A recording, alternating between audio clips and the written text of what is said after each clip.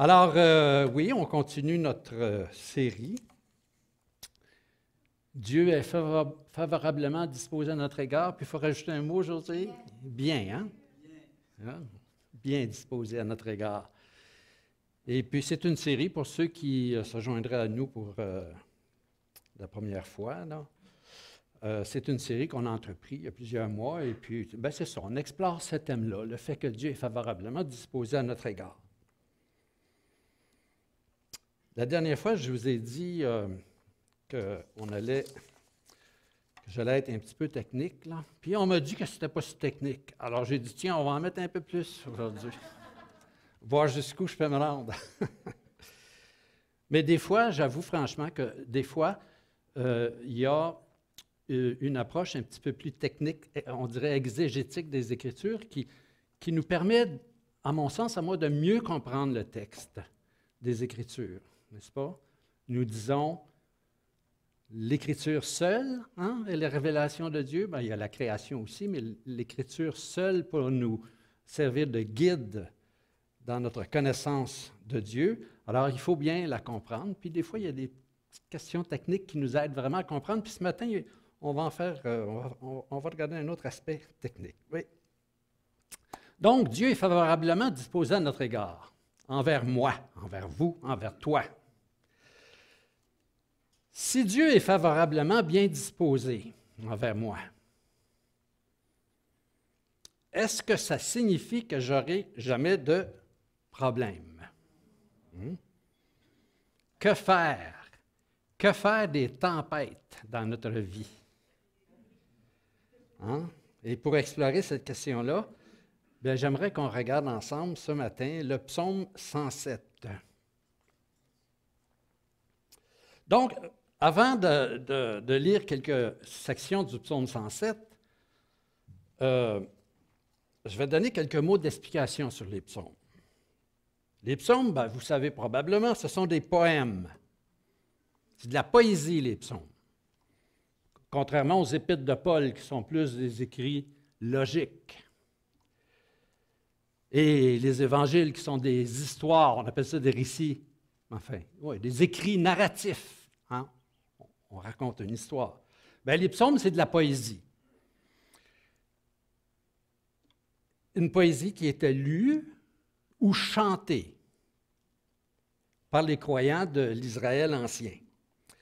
La poésie, et c'est vrai aussi pour la poésie aujourd'hui dans notre culture à nous, la poésie, c'est un moyen d'expression qui permet de communiquer des sentiments profonds en utilisant des images. David, il veut dire que son cœur soupire après Dieu. Il a soif de Dieu. Alors il va dire, comme une biche soupire après des courants d'eau. Mon âme a soif de toi. Voyez-vous, c'est une image. Puis quand je lis ça, moi, je vois toujours la biche. Je vous l'ai peut-être déjà dit. Mais je vois la biche qui soupire en temps de chaleur, là, qui soupire. Je vois ses flancs, là. Hein? Elle soupire. Bien, comme une biche soupire après des courants d'eau. David, il voulait communiquer sa soif de Dieu, en utilisant aussi des comparaisons, des impressions. Alors, on a un langage expressif on crée des impressions avec les psaumes pour nous communiquer ces sentiments profonds à propos de Dieu. Donc, la poésie, ça sert à partager une expérience profonde. Je ne sais pas si vous êtes amateur de poésie, mais la poésie, ça parle souvent de l'intérieur, de ce qu'on vit profondément dans nous. Et la poésie hébraïque, puisqu'on est dans les psaumes, on parle des Hébreux, et la poésie hébraïque, elle est dominée par une idée centrale. Et cette idée centrale, c'est la rencontre personnelle de l'être humain avec Dieu. C'est ça qui est au centre de la poésie hébraïque, donc au centre des psaumes. Par conséquent, on peut s'attendre à ce que le psaume 107 soit plein d'images qui nous communiquent quelque chose sur la disposition de Dieu envers les êtres humains, sur l'attitude que les êtres humains devraient avoir envers Dieu. Or, le psaume 107, ou le psalmiste qui a écrit le psaume 107, bien, un peu comme nos cantiques. Un matin, je chantais avec vous, puis vous avez probablement remarqué, mais les cantiques, c'est des histoires. Hein, ça raconte une histoire. Hein, ça raconte une épreuve, une difficulté, puis comment on en sort, puis on trouve l'encouragement de Dieu. Hein? Puis au fur et à mesure qu'on chante, l'histoire change, puis se modifie. Les psaumes, c'est la même chose. Puis le psaume 107, ou l'auteur du psaume 107, voulait raconter quelque chose qu'il avait appris par rapport à sa relation avec Dieu. Lui, il avait appris quelque chose, puis il avait le goût de le conter, puis il l'a mis sous forme de poème. Ça a donné le psaume 107. Quelque chose que lui jugeait important et qu'il voulait transmettre aux autres personnes. Alors, on va jeter un petit coup d'œil premièrement sur l'introduction du psaume 107, les versets 1 à 3. Oups. Bon, voilà. Ce sont les 3 premiers versets qui servent d'introduction. Vous allez voir tout à l'heure pourquoi je dis que c'est l'introduction, parce que, en fait, contrairement à d'autres psaumes, le psaume 107, il ressemble un peu à certains de nos cantiques. Vous allez voir, il y a des strophes dans ça. Vous allez voir plus tard. Alors, ça, c'est l'introduction. Célébrez l'Éternel, car il est bon, car sa bienveillance dure à toujours. Que les rachetés de l'Éternel le disent, ceux qu'il a rachetés de la main de l'adversaire, et rassemblés de tous les pays, de l'Est, de l'Ouest, du Nord et de la mer. Alors, l'auteur ici il annonce de quoi il va parler. Et les premiers versets du psaume, donc, sont une invitation à célébrer Dieu. Et quelle est la raison, voyez-vous, célébrer l'Éternel? Ça commence comme ça. C'est une invitation à célébrer Dieu. Et quelle est la raison qui est donnée? Célébrer l'Éternel, car il est bon, car sa bienveillance dure à toujours. Le terme bienveillance ici, je sais que vous faites une série sur la miséricorde avec Stéphane. Là. Le terme bienveillance, il est parfois traduit par miséricorde, mais aussi ailleurs par loyauté, bonté, amour. Et c'est le terme principal dans l'Ancien Testament qui est utilisé pour décrire la disposition de Dieu envers les êtres humains. Si on choisit un mot là, pour décrire la disposition de Dieu envers les êtres humains, c'est ce terme. En fait, en hébreu, ce n'est pas bienveillance, hein? C'est un mot hébreu. Mais ça a été traduit par bienveillance, puis des fois, c'est traduit par amour, puis des fois, c'est traduit par loyauté, parce qu'en réalité, c'est l'amour loyal, bienveillant et bon de Dieu envers nous, et miséricordieux. Et ça, ce mot-là, il est au centre de ce que l'Ancien Testament nous dit à propos de Dieu. Alors, ce psaume-là, le psaume 107, c'est une invitation à célébrer Dieu, car sa bienveillance, qu'on pourrait aussi traduire par sa bonne disposition envers nous, louez Dieu, car sa bonne disposition envers nous dure à toujours. Annie, elle me distrait, là, elle me fait des signes. On dirait qu'elle travaille pour Air Canada, c'est la piste. Là. C'est fini déjà? Yoï. Excuse-moi, Annie, de te taquiner comme ça. Mais je n'ai pas oublié. Non, je n'ai pas oublié. C'est... OK. Oh, oui, il y avait quelqu'un qui n'avait pas dit ça, hein? C'est pas moi, c'est... Non, c'est Ève.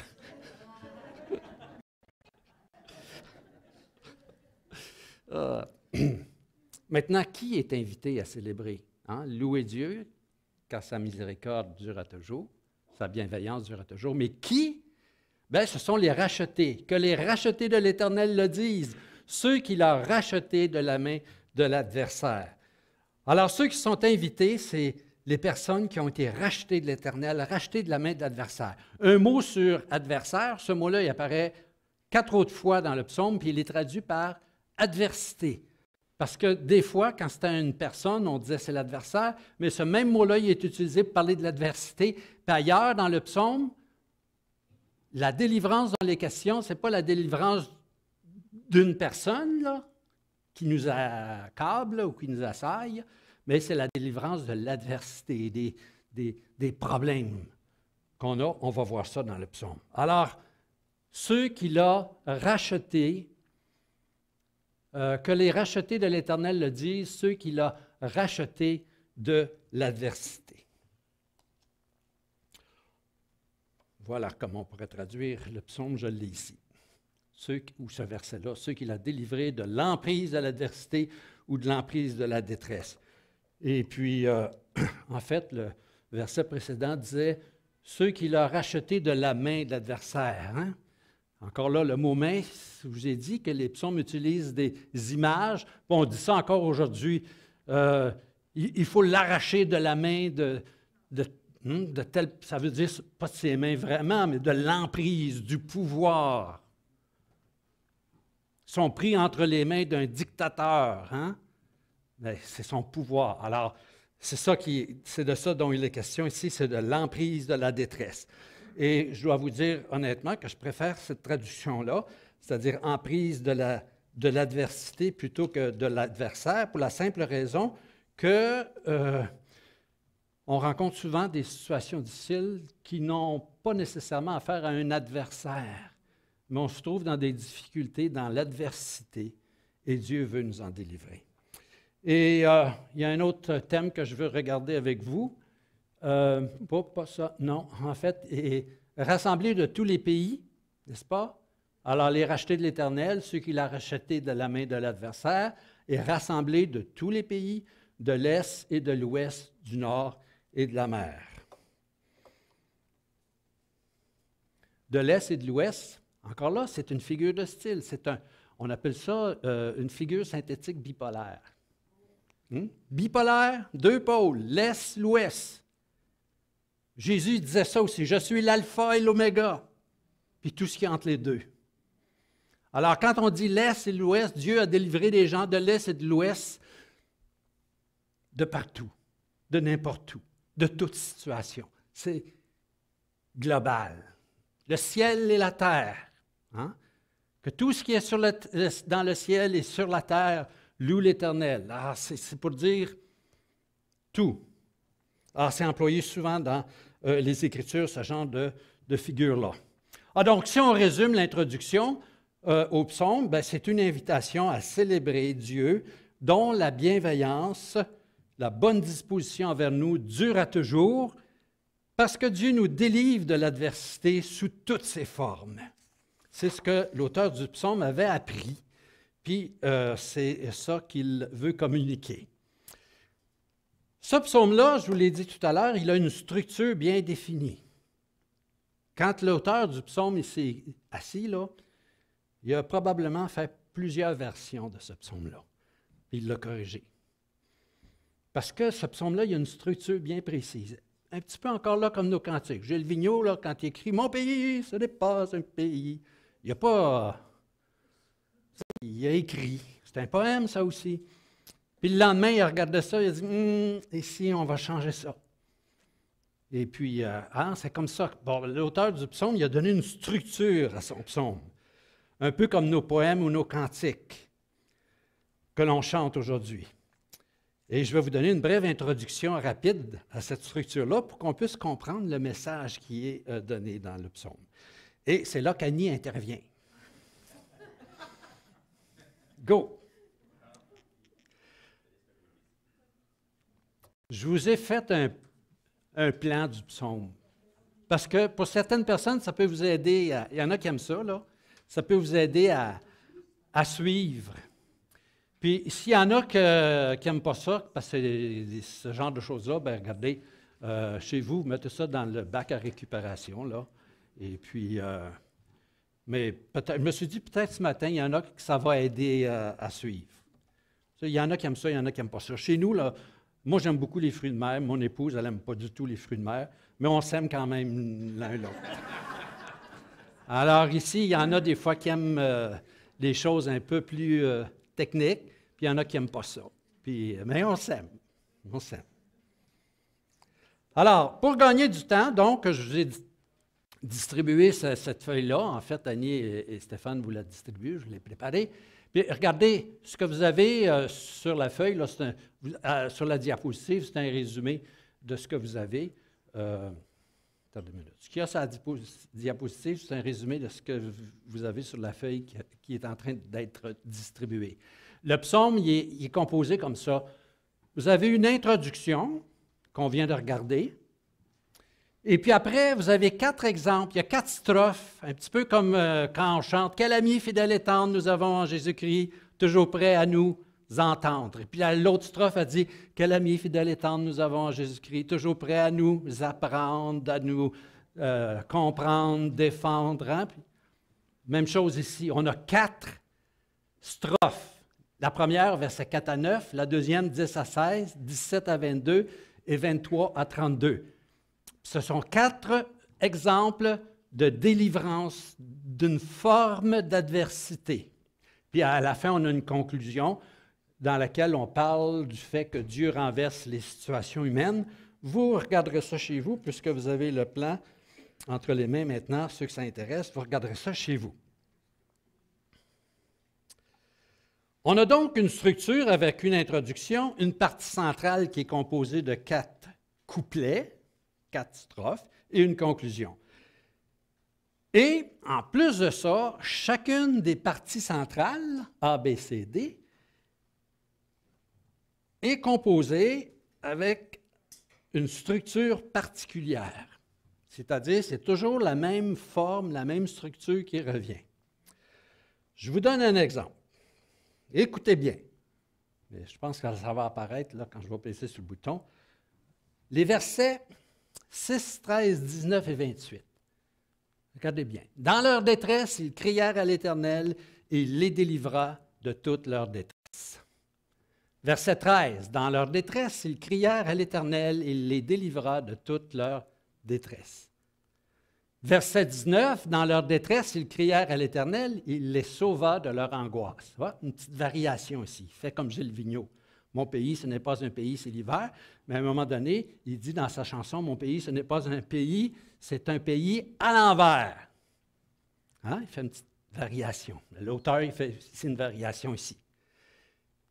Et puis, dans leur détresse, ils crièrent à l'Éternel, et il les fit sortir de leur angoisse. Les personnes qui sont de bons observateurs ou de bonnes observatrices, qu'est-ce que vous remarquez? Oh, c'est plus facile que ça. Ah, c'est trop compliqué, ça. Plus simple que ça.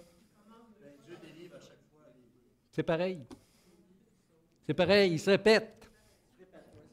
C'est pareil. Mais quand on lit le psaume, des fois, vite, dans l'autobus, parce qu'on s'en va au travail, puis qu'on a décidé que dans le train, on lit notre Bible, bon, des fois, on ne remarque pas ça, mais il se répète. Il y a une raison pourquoi il se répète. Donc, 6, 13, 19, 28, à chacune de ces strophes-là, il se répète. C'est comme ça qu'on sait qu'il y a des strophes, parce qu'à un moment donné, il y a quelqu'un qui a dit, regarde, non, il se répète. Comment ça se fait? Ah, regarde, non, ça commence ici, ça finit là. Ah, ça commence ici, ça finit là. Bien, imaginez-vous qu'il n'a pas fini de se répéter. Regardez au verset 8. Qu'il célèbre l'Éternel pour sa bienveillance et pour ses merveilles en faveur des humains. Qu'il célèbre l'Éternel pour sa bienveillance et pour ses merveilles en faveur des êtres humains. 21. Qu'il célèbre l'Éternel pour sa bienveillance et pour ses merveilles en faveur des êtres humains.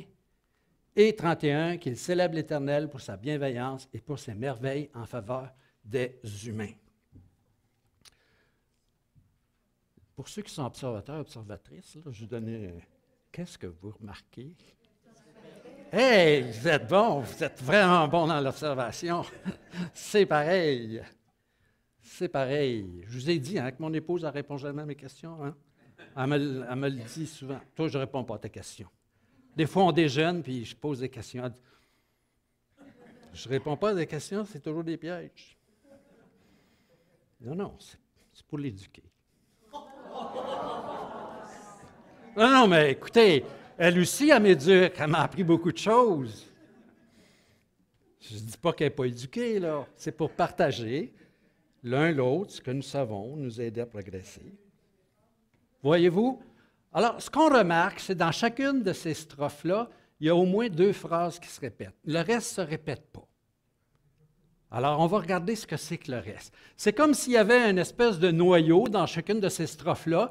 Puis autour de ce noyau-là, l'auteur du psaume, il a greffé certaines choses qu'il veut communiquer par rapport à sa relation avec Dieu. Voici ce que moi j'ai observé dans ma relation avec Dieu, et je veux vous le communiquer. Puis il a mis ces deux noyaux-là, puis autour de ça, il a mis de la viande ou de la chair.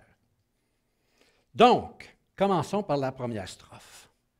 On a, en fait, non, pas la première strophe. Chacune de ces strophes-là, elle est structurée comme ça, puis vous avez ça sur vos feuilles. On a une description d'un état de détresse ou d'adversité, puis chacune des strophes, c'est ça. La première chose, c'est la description d'un état d'adversité. Ensuite, on a la prière à l'Éternel.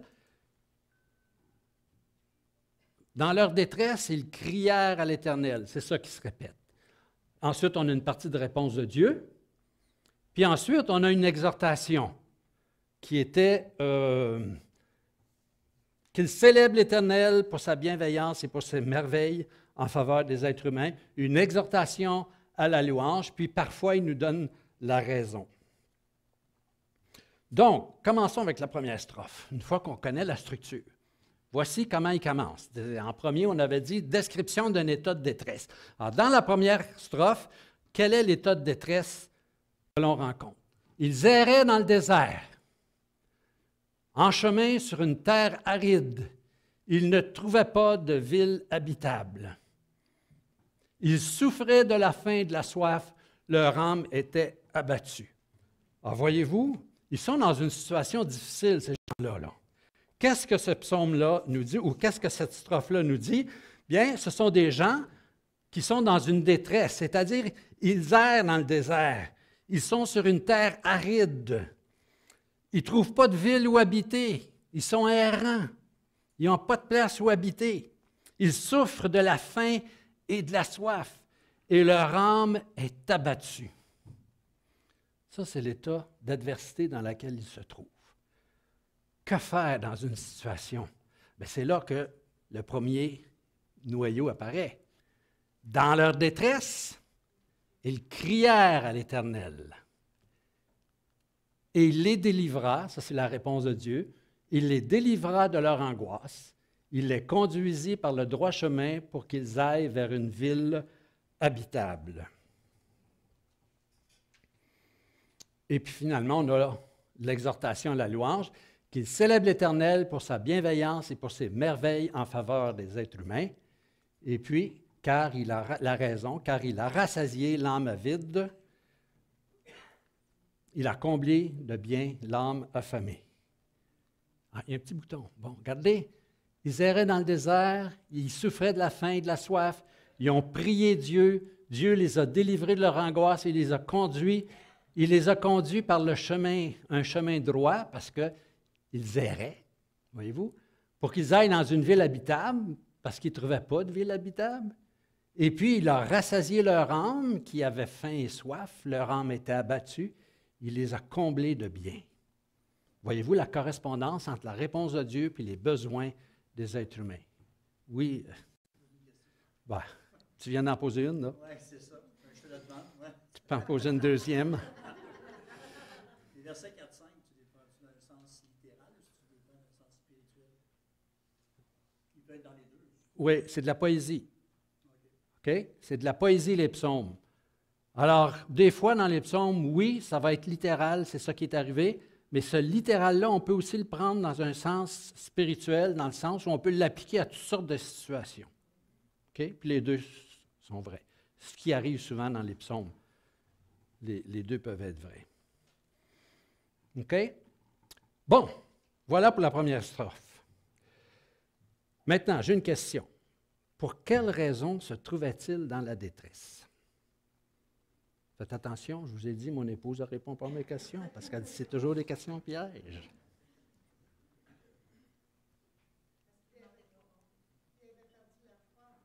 Comment tu sais ça?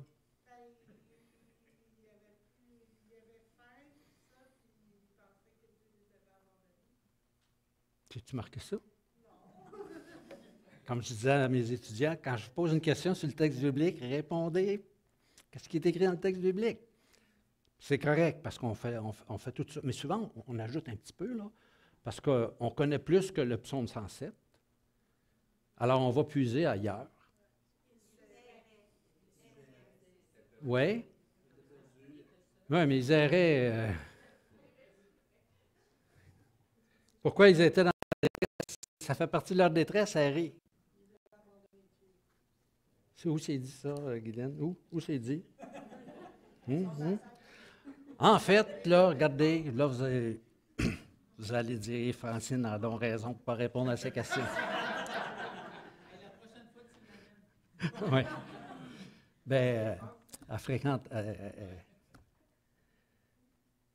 est à Sainte-Thérèse, donc. Ben, en fait, il n'y a rien qui est dit. Il n'y a rien dit. Il n'y a rien dit. Rien n'est dit. Ce n'est pas à cause de ce qu'ils ont fait. Il y a des situations comme ça dans la vie, où on se retrouve dans une situation difficile parce que les circonstances sont telles. C'est plate. Ça ne dépend pas de José ni de Richard, ni de personne d'autre. C'est comme ça. Forrest Gump, ça je ne dirais pas ça dimanche matin, là, mais Forrest Gump, il y avait une expression pour ça. Vous regarderez le film, vous allez la trouver. Hein? Je me souviens. Non, c'est pas la boîte de chocolat. Non. OK, ceci étant dit, il y a des situations comme ça dans la vie où la difficulté, la détresse nous arrive sans que ça soit de notre faute. C'est indépendant de notre volonté. Mais ils se sont tournés dans cette situation vers l'Éternel et Dieu les a délivrés de leur détresse. Prochaine strophe, la deuxième. Encore là, la deuxième strophe, elle commence avec un état de détresse, d'adversité. D'autres habitaient les ténèbres et l'ombre de la mort, prisonniers dans le malheur et dans les fers, parce qu'ils s'étaient révoltés contre les paroles de Dieu, parce qu'ils avaient dédaigné le conseil du Très-Haut. Il humilia leur cœur par la peine, ils trébuchèrent et personne ne les secourut. Alors, comment est décrit l'état de péril ici? Bien, ce sont des gens qui habitaient les ténèbres, l'ombre de la mort. Ils étaient prisonniers de leur malheur et de leur fer. Ils étaient humiliés dans leur peine. Ils trébuchaient. Et il n'y avait personne pour les secourir. C'est un état difficile. Nous autres, on lit ça, puis ça nous prend 10 secondes de lire ça. Mais les gens qui expérimentaient ça, là, ce que l'auteur du psaume essaie de décrire, c'est une situation lourde, là. Ma question. Pour quelle raison était-il dans cette situation-là? Là, il y en a une réponse. Ouais, il s'était révolté. Voyez-vous? Parce qu'il s'était révolté. Alors là, il faut le dire, parce que le texte biblique le dit. N'est-ce pas? Nous, on croit à la Bible seule autorité en matière de foi. Bien, quand la Bible le dit, on le dit. Parce qu'ils s'étaient révoltés contre les paroles de Dieu. Voilà pourquoi ils se sont retrouvés dans cette situation-là. Ils dédaignaient. Ils avaient dédaigné le conseil du Très-Haut. Alors, ces personnes se sont retrouvées dans cette situation à cause de leur rébellion. Ils dédaignaient Dieu. Ils s'étaient rebellés contre Dieu, puis ils se sont retrouvés dans une situation épouvantable. Et là, on peut se demander, quand on rencontre des gens comme ça, est-ce que Dieu est bien disposé à leur égard? Encore? Même après qu'ils se sont révoltés? Si ces gens-là s'adressent à Dieu, comment Dieu va leur répondre? Hein? Vous vous êtes révoltés. Hein? Vous m'avez dédaigné. Vous avez dit, Jésus-Christ, la Bible. Là, vous êtes mal pris, puis vous venez me voir. Là, je ne regarde personne, là, je ne sais plus qui regarder, parce que... Il y a quelqu'un qui va venir me voir après la réunion, il va dire, c'est de moi que tu parlais?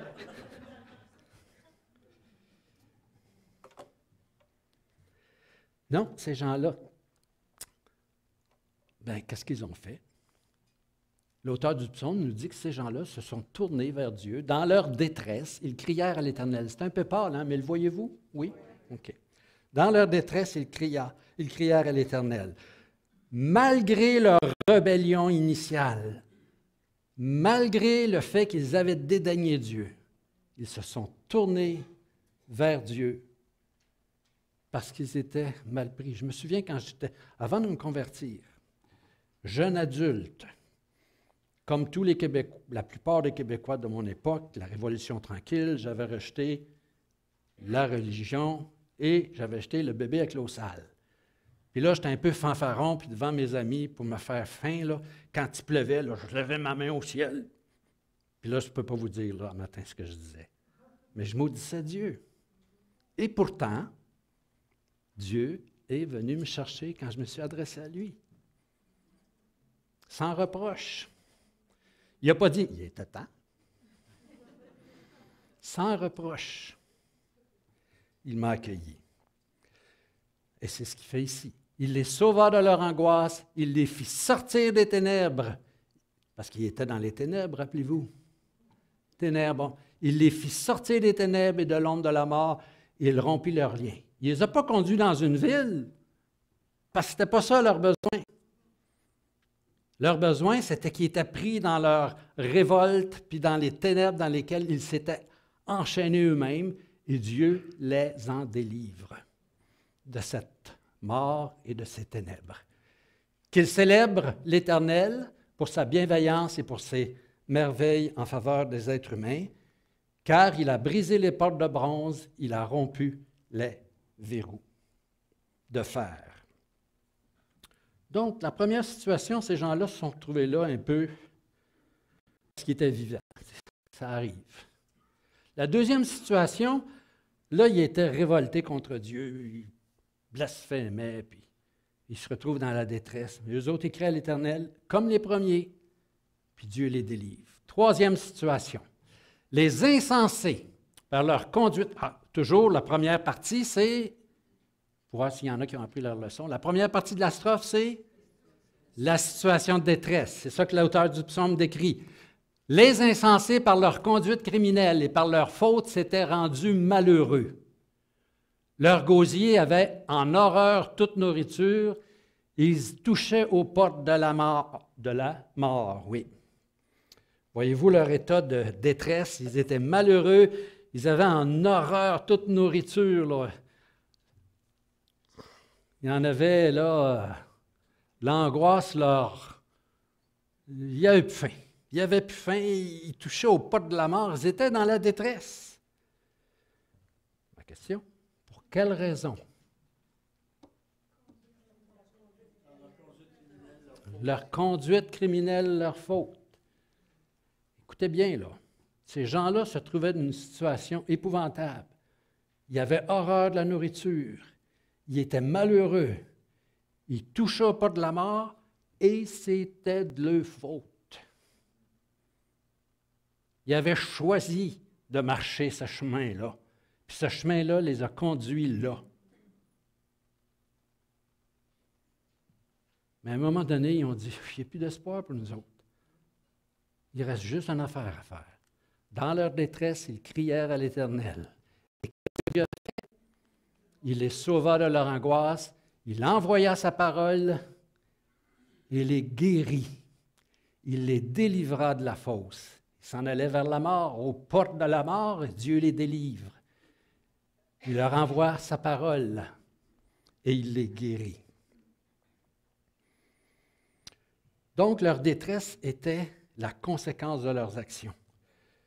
Pas nécessairement une révolte ouverte contre Dieu, mais une conduite mauvaise, une conduite frauduleuse, inique, vile.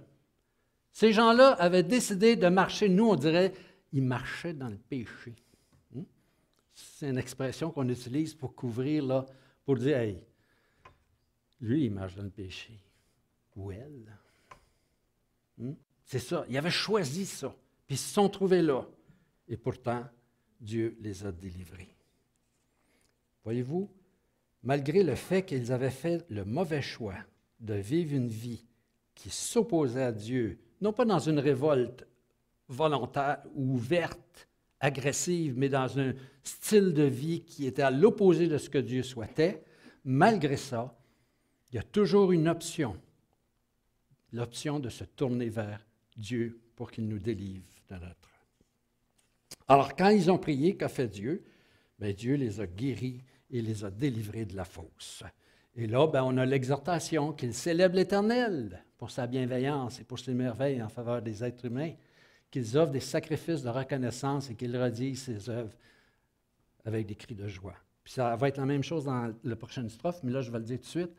C'est un peu comme nous autres, ça. On vient de toutes sortes de situations différentes, puis à un moment donné, on se retrouve à l'Église parce qu'on s'est tourné vers Dieu, il a répondu, il nous a délivrés, et puis là, on loue le Seigneur.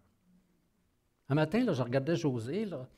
José et Richard, c'est les voisins de mon frère, mais c'est des amis d'autrefois. Là, ils travaillaient, Richard travaillait, puis je regardais José qui elle loue Dieu, puis moi aussi. Mais on ne se connaissait pas, on n'a aucune histoire ensemble, sinon que ce sont des amis de mon frère, puis j'ai appris à les connaître comme ça. Puis quand je vais voir mon frère, des fois, je vais me bomber un café, ou je suis allé une fois. Mais à part ça, on n'a pas d'histoire ensemble. Puis on se retrouve ici, puis c'est ça que je trouvais beau ce matin, on se retrouve ici à louer Dieu, qu'il célèbre l'Éternel. Parce que je sais que tous les deux, puis vous aussi, vous avez une histoire avec Dieu, puis vous la chantez, cette histoire-là. Et pourtant, on n'a rien en commun, sinon que on s'est tourné vers Dieu un jour.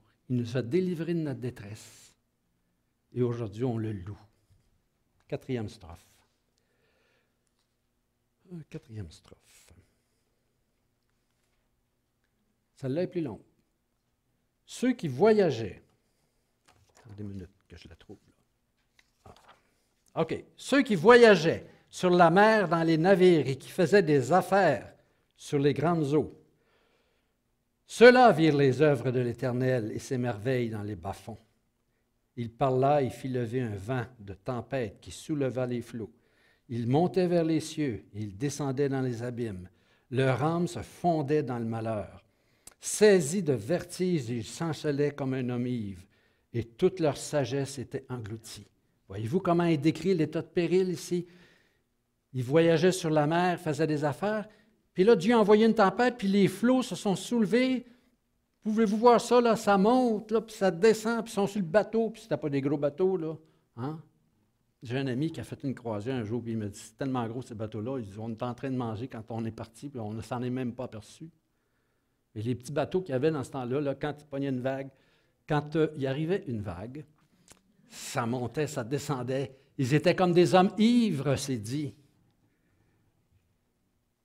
Chancelants. Ils avaient perdu toute leur sagesse, tellement ils étaient angoissés par cette tempête-là. Comment sont-ils arrivés là? Ça, c'est ma question. Pardon? Oui. Ils sont dans la tempête. Il n'y avait pas d'affaires sur la mer. Ils faisaient des affaires. Il y a quelqu'un qui m'a déjà dit, c'est parce qu'ils faisaient des affaires, puis Dieu ne veut pas qu'on fasse des affaires. Alors, s'il y a des gens, si vous êtes en affaires, là, ça, comment vous savez ça qu'ils ne sont pas responsables? C'est pas écrit, OK. Alors, la tempête, elle vient d'où? Si vous lisez comme il faut, là, la tempête ici est attribuée à Dieu. Yoï, ça se peut-tu, ça, qu'on se retrouve des fois dans des situations difficiles? Mais ce psaume-là, il dit, ça se peut que des fois, ce soit Dieu qui nous place là. Ouf! Quelle sorte de Dieu! Regardez une affaire, par exemple. Moi, il y a une affaire qui m'encourage. Ceux-là virent les œuvres de l'Éternel parce que Dieu les a délivrés. Mais s'il n'avait pas été dans la tempête, il n'aurait pas connu la délivrance de Dieu. Alors, il y a un bon côté, des fois, à nos tempêtes. Il y a un bon côté, des fois. C'est pas drôle d'être dans la tempête. C'est pas drôle d'être dans la difficulté. Mais si on se tourne vers l'Éternel, il nous délivre. Et là, on voit la grâce de Dieu qui se manifeste. Puis là, on peut dire, c'est qui a dit ça? C'est Job. Mon oreille avait entendu parler de toi, maintenant mon œil t'a vu. C'est vrai, on peut le dire. Alors, qu'est-ce qu'ils ont fait? Ils ont crié à l'Éternel. Dieu il les fit sortir leur angoisse. Il a arrêté, calmé la tempête. Les flots se sont tus. Ils se réjouirent de ce qu'ils s'étaient apaisés. Il les conduisit au port désiré, qu'ils célèbrent l'Éternel pour sa bienveillance en faveur des fils de l'homme ou des êtres humains. Là, on n'a pas le temps de considérer toute la conclusion, les versets 33-43, mais on va juste faire une brève conclusion à ce psaume-là. Voyez-vous, ce psaume commence avec une invitation. Vous rappelez-vous de l'invitation? Célébrez l'Éternel car il est bon, car sa bienveillance dure à toujours. C'est ça que l'auteur du psaume voulait dire. Et là, il raconte 4 histoires différentes qui décrivent 4 situations différentes. Dans la première, les gens se sont trouvés dans la détresse juste parce que ça donnait qu'ils étaient là cette journée-là.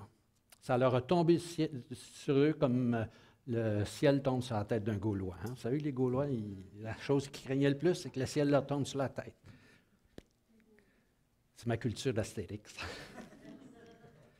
Première situation, ce n'est pas de leur faute. Deuxième situation, c'était ils étaient révoltés. Ils s'étaient rebellés contre Dieu. Et pourtant, quand ils se sont tournés vers Dieu, il les a délivrés.